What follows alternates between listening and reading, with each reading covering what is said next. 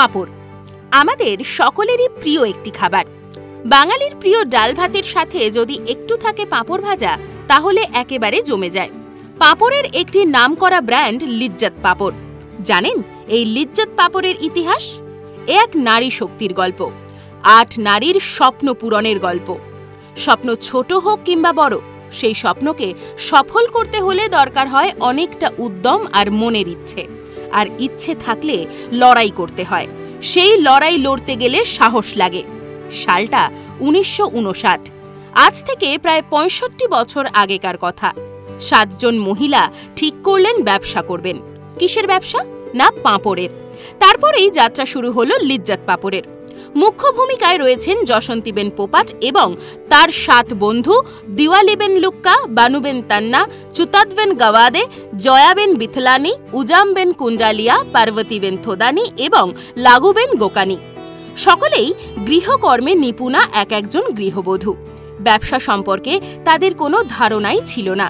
শুধু ইচ্ছে ছিল নিজেদের জন্য কিছু করার এবং আর্থিকভাবে নিজের পরিবারের পাশে দাঁড়ানোর। সেই সময় সার্ভেন্টস অফ ইন্ডিয়া সোসাইটির এক সদস্য ও একজন সমাজকর্মী ছগনলাল করমসি পারেখের কাছ থেকে মাত্র 80 টাকা ঋণ নিয়ে ব্যবসা শুরু করেন মুম্বাইয়ের এই 8 জন মহিলা। তারা জানতেন না মূলধন কি, জানতেন না অ্যানুয়াল টার্নওভার নামের কোনো শব্দ। 1959 সালের 15ই মার্চ তারা তাদের বিল্ডিংয়ের ছাদে সকলে মিলে শুরু করেছিলেন এই ব্যবসা। প্রথম দিকে তারা দিনে 4 প্যাকেট করে পাঁপড় বানাতেন। প্রথমে তারা একজন পরিচিত ব্যবসায়ীর কাছে নিজেদের তৈরি পাঁপড় বিক্রি করতে শুরু করে। শুরু থেকেই এই ব্যবসায় তারা এক কঠিন সিদ্ধান্ত নিয়েছিলেন যে তাদের ব্যবসায় ক্ষতি হলেও তারা কারোর কাছে সাহায্যের হাত পাতবেন না।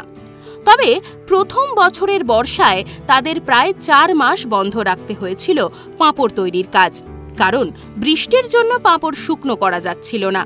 পরের বছর তারা একটি খাটিয়া এবং একটি মাটির উনুন কিনে সেই সমস্যার সমাধান করে।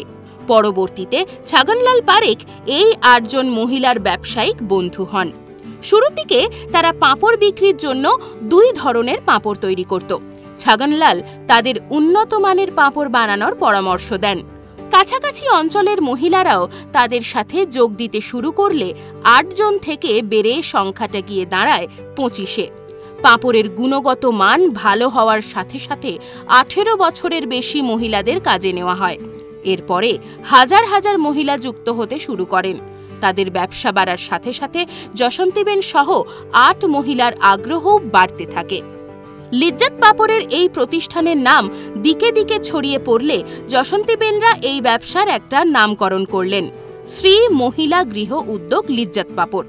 কিন্তু ধীরে ধীরে ব্যবসা যত এগিয়েছে ততই বাড়তে শুরু করেছে কর্মচারী ও শ্রমিক সংখ্যা। লিজ্জত পাঁপড় ছড়িয়ে পড়তে শুরু করে মুম্বাইয়ের কোনায় কোনায়। বর্তমানে সেই 80 টাকার মূলধন এসে দাঁড়িয়েছে 1600 কোটি টাকায়। স্বাভাবিকভাবেই ব্যবসা আর সীমাবদ্ধ থাকেনি।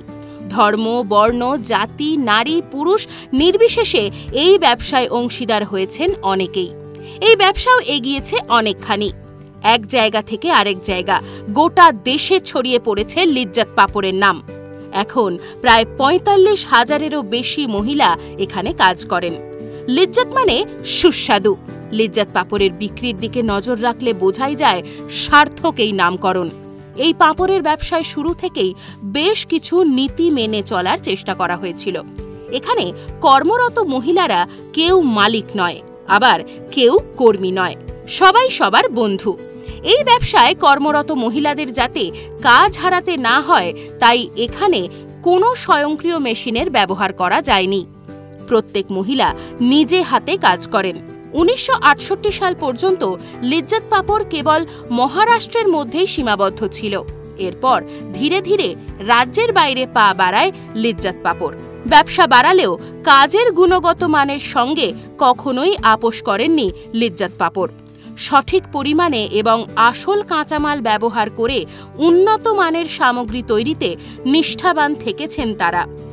এখন দেশের বিভিন্ন জায়গায় মহিলা স্বনির্ভর গোষ্ঠী গড়ে উঠলেও 6 দশকেরও বেশি সময় আগে থেকে মহিলাদের স্বনির্ভর হতে শিখিয়েছে এই লিজ্জত পাঁপড়। এই রকম আরও নতুন নতুন ভিডিও পেতে নজর রাখুন আমাদের চ্যানেলে। পাশে থাকা বেল আইকনটি ক্লিক করতে ভুলবেন না।